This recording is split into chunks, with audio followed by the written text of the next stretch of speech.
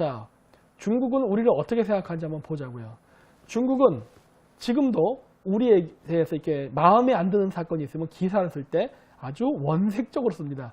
미국은 이런 식으로 안 하잖아요. 최근에 블룸버그 뉴스가 조금 원색적으로 기사를 썼죠. 물론 이름을 봤을 때는 그 기사 쓴 사람이 그 재미교포인 것 같기는 한데 이름으로 봤을 때는 어쨌든 간에 그 우리 미국이 이번에 그 유엔에서 문재인 대통령이 가서 연설한 걸 보고 그 북한의 대변인 노릇을 한다 라는 얘기를 했었죠. 그러니까 그 정도예요. 미국은 약간 조롱할 때도 빙 돌립니다. 그 정도. 근데 상당히 미국에서는 세게 말한 편이에요. 근데 중국이 얘기한 거 보자고요. 중국 뭐라 얘기했습니까? 여기 그 중앙일보 그 신문 기사인데 여기 보면은 그 제목이 뭡니까? 중국 호텔 태극기 입구에 깔아놓고 밟아 죽이자. 이렇게 써놨다고요. 뭐라 써있냐? 티아오스 한국 방즈라고 써놨네. 그러니까 발로 차서 죽이자. 그러니까 뭐 때려 죽이자. 같은 말이죠. 한국 빵즈. 원래는 까오리 빵즈입니다. 고려 봉자. 원래 빵이라는 말은 중국말로 할 때는 그 너 대단하다 할 때 니 점빵아 그럽니다. 너 대단해. 짱이야 이럴 때. 그래서 빵즈라는 말을 쓰면 센 놈, 강한 놈이란 말입니다. 근데 이게 까오리 빵즈가 되면은 오늘날은 그 부정적인 의미를 쓰여요. 근데 이 까오리 빵즈라는 말이 왜 생겼냐 중국에서. 이게 싸움을 했다면 한국인한테 이길 수가 없었기 때문에 까오리 빵즈라고 쓴 거예요. 그래서 까오리 빵즈 하면 저 새끼 술 처먹고 싸움 맨날 해서 이렇게 뭐 하는 놈. 이렇게 오늘날 이미지가 이제 부정적으로 생겼지만은 이 단어가 생긴 유래는 하도 한국 사람들이 중국을 상대로 해서 어마어마하게 잘 싸웠기 때문에 거기에서 생긴 공포감 때문에 생긴 단어예요. 오늘날은 물론 부정적으로 쓰입니다만 어쨌든 간에 이렇게 우리나라의 국기인 태극기를 바다에 깔고 저렇게 해요. 그것도 심지어 호텔입니다. 호텔이 저 짓을 하는 거예요. 그러면 한번 우리 이런 생각해 보세요. 만약에 일본이 독도 문제로 혹은 위안부 문제로 기분이 나빠갖고 일본인은 절대 그러지 않습니다만 절대 그러지 않아요. 하지만 일본인들이 만약에 그 일본 저기 뭐야 그 도라노문 호랑이 문이라는 호텔 그 뭐 동경 제국 호텔 이런데 상징적인 건물이거든요. 그런데 입구에다가 다케시마를 일본에게 주지 않는 저 한국 조선족놈들 번번대를 보여주기 위해서 뭐 이렇게 태극기를 바닥에 이렇게 제국 호텔 앞에 깔고 이랬다 쳐봐요. 우리나라 언론 어떻게 했겠습니까? 개거풀 물었겠죠. 네?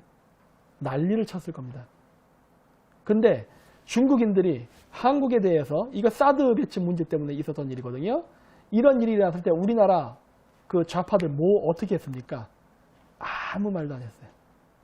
일본이 뭐만 했다면 개거품을 품고 막 삭발을 하고 단식을 하고 별 짓을 다 하는데 왜 중국이 하면 가만히 있습니까? 그게 참 희한하지 않습니까? 아니 항일투쟁은 애국활동이고 항중투쟁은 반역행위입니까? 왜 안 해요? 이 똑같은 경우잖아.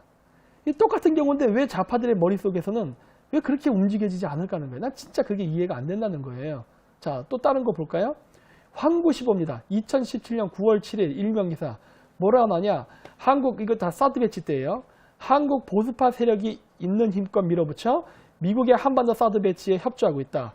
한국 보수 세력의 급진적 사고방식과 북한이 핵 보유를 고집하는 태도는 동전의 양면과 같은 것이다. 사드 배치를 지지하는 한국 보수주의자들은 김치 먹고 혼미한가.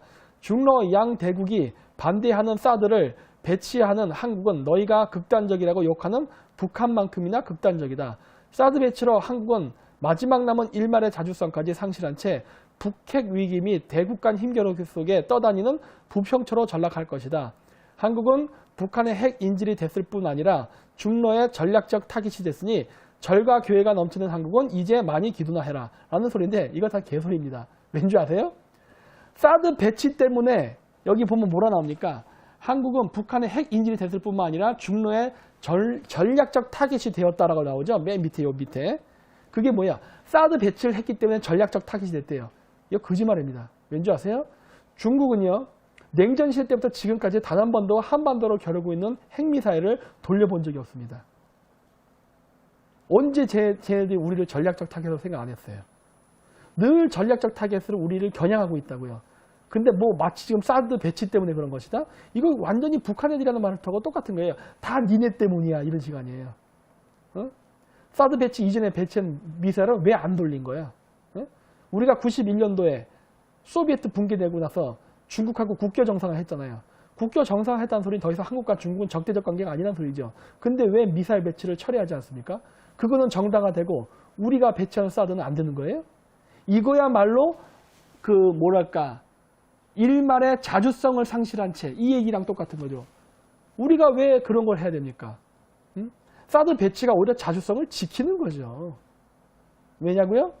우리가 사드를 배치할 때 지금은 주한미군이 하나 갖다 놨지만 앞으로 2개, 3개, 4개 추가 배치할 때냐 우리가 돈 내고 하는 겁니다. 우리 돈 주고 사는 거예요. 이게 자주성이지. 내가 그지처럼 얻어 쓰는 거 아니지 않습니까? 네?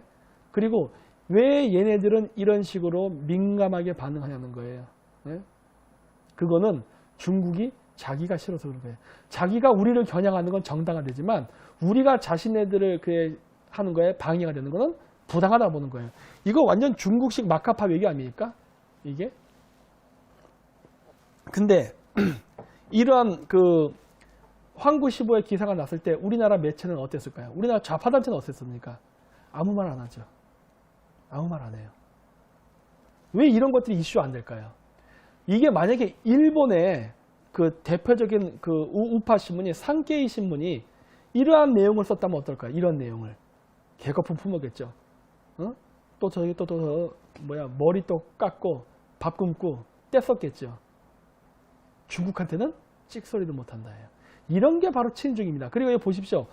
사드 배치를 지지하는 한국의 보수주의자들을 욕하는데 우리나라 태극기 부대들 중에도 중국에 대해서 이러한 중국의 논평에 대해서는 당당하게 주장해야 되는 거 아닙니까? 네? 중국이 부당한 얘기를 할 때는 우리나라 태극기 사람들도요. 태극기 집회하는 사람도 당당하게 중국을 비판해야 되는 거예요. 왜? 이건 우리를 모욕하는 행위거든. 입담으로 해서 되겠습니까? 네? 중국이 뭐 우리 무역 교역국 1등이니까 잘 보여가지고 우리 그 한중 관계를 좋게 해야 된다. 그래야 서로 간에 좋은 것이다. 우리도 경제 성장을 할 수 있고 이런 얘기 많이 하죠. 웃기는 소리 하지 말라는 겁니다. 제가 좀 이따 다른 통계 보여드릴 거예요. 베트남이 중국을 상대로 해갖고 마음에 안 드는 일 있으면 어떻게 해버립니까? 갈아엎어버립니다. 경제 교류 협약이 됐던 외교가 됐던 갈아엎어버려요. 처음부터 다시 원점으로 돌려버려요. 중국 애들이 규칙이 나발이가 없어. 이거 우리 국익이 안 맞아. 원점으로 다시 하고 돌려버려요. 싫어? 그럼 꺼져 임마. 이렇게 한다고. 베트남은 그렇게 해요. 근데 베트남이 우리보다 잘 사는 나라예요? 군사력이 좋은 나라예요. 우리나라하고 뭐 그렇게 뭐 강한 나라는 아니지만 우리가 만약에 베트남이랑 전쟁한다 그러면요. 우리는 베트남으로 공격하러 보낼 수 있는 최소한 군함이라도 있습니다. 베트남 제대로 된 군대도 없어요. 우리가 일방적으로 베트남을 공격은 할 수 있죠. 베트남 우리한테 못 옵니다. 그런 나라임에도 불구하고 중국한테는 당당하게 맞선다는 거예요. 뭐 하는 거예요, 이렇게. 네? 또 이렇게 그 다음에 나온 게 바로 이거예요. 아까 황구15의 내용을 우리나라에서 받아서 쓴 거예요. 이런 식으로 우리나라에서 신문에 나도 우리나라 좌파들은 뭘부터 봅니까? 기사 내용을 보는 게 아니라 조선일보라는 이름부터 보는 거죠. 조선일보? 찌라시 끝. 이렇게 나가는 거예요. 이러면 안 된다는 거예요. 내용 자체는 거짓말 아니잖아요. 왜? 조선일보에서 말한 이 기사가 가짜 뉴스입니까? 이 앞에 황구15 번역한 건데. 응? 그러니까 우리나라 사람들이 왜 이렇게 중국에게 약한 건지 난 이해가 안 되는 거야. 이런 게 4대주의 아닙니까? 4대주의라는 건요. 일방적으로 우리가 당하는 게 4대주의예요. 자, 예를 들어서 임진왜란 때 조선이 뭐라 얘기했습니까? 응? 명나라가 조선의 선조가 그 일본한테 전쟁에 지면서 급격하게 밀리니까 명나라로 도망가려고 그랬죠? 그래서 명나라로 도망가면서 혹시라도 모르니까 양다리를 걸치기 위해서 별로 마음에도 들지 않지만 광해군을 세자로 책봉해 주죠. 그러면서 남아가지고 너는 독립운동해. 나는 명나라로 도망갈게. 이 짓 하고 있었다고요. 갈 수 없어서 못 갔죠. 진짜는 가고 싶어 했죠. 그랬는데 그 당시에 그 속담에 그걸 제가 정확히 기억이 안 나지만 그런 속담이었어요. 명나라가 군대를 보내갖고 이제 지원하러 왔을 때 명나라는 참빛, 그 다음에 일본군은 뭐 무슨 빛? 뭐 그런 말이 있었어요. 그게 뭐냐? 일본 애들이 이렇게 약탈해 가면은 명나라는 아주 이렇게 약탈해 갔다는 거예요. 말이 지원군이지 명나라가 와갖고 우리나라에서 한 짓은 조선을 약탈하고 갔어요. 부녀자 강간사부터 온갖 일들이 다 일어났습니다. 그거에 대해서 비판하는 조선의 선비가 있었습니까? 그리고 심지어 지금 우리가 일본을 비판할 때 임진왜란 토요토미 히데요시도 비판하거든요. 명나라 비판하는 사람 본 적 있어요? 없어요.